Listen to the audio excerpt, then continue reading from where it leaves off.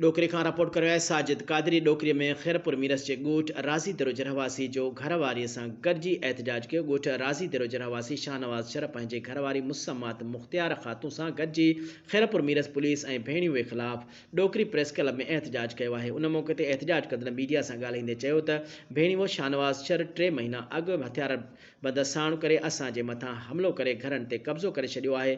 असांजा ॿार बचा पंहिंजे कब्ज़े करे उन्हनि खे पिनाइण ते मजबूर करे रहियो आहे।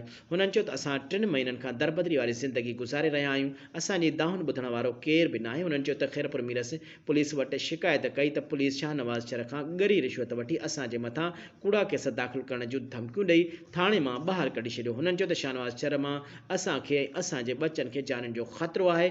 असांखे तहफ़ुज़ फ़राहम कयो वञे। हुननि SSP खैरपुर मीरस ऐं पुलिस खाते जे आला अमलदारनि खे अपील कंदे चयो आहे त शाहनवाज़ शर ख़िलाफ़ क़ानूनी कार्रवाई करे असांजे घरनि तां कब्ज़ो ख़तमु कराए असांजे बचनि खे आज़ादु करायो वञे।